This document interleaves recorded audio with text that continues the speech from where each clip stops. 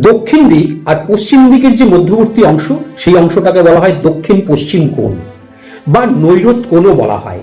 এই দিকের অধিপতি গ্রহ হলো রাহু, আর এই দিকে পৃথিবী তত্ত্বের প্রভাব বেশি থাকে। যদি এই নৈরত কোণের 213 ডিগ্রি থেকে 245 ডিগ্রি কম বেশি এই ডিগ্রির মধ্যে যদি প্রধান প্রবেশদ্বার বা মেন ডোর হয়, তাহলে কিন্তু বাড়িতে বাস্তুদোষ তৈরি হয়, প্রচন্ড অশুভ ফল প্রদান করে। বিশেষ করে দেখা যায় এই সকল বাড়িতে রাহুর নেতিবাচক প্রভাব বেশি থাকে।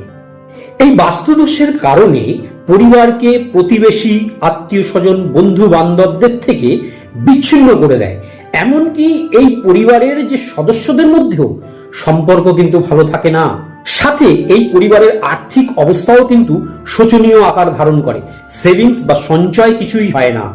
এই বাস্তুদোষের কারণে পরিবারের যে প্রধান কর্তা বা কর্ত্রী যেই থাকুক না কেন, তার কিন্তু আয়ু বা লাইফ স্প্যান কমে যায়। এছাড়াও কর্মজীবনে প্রচুর অস্থিরতার সৃষ্টি করে, অর্থাৎ কেরিয়ারে স্টেবিলিটি কিছুতেই আসে না। সাথে চিন্তা ভাবনা ও দৃষ্টিভঙ্গিতেও স্বচ্ছতার অভাব দেখা যায়।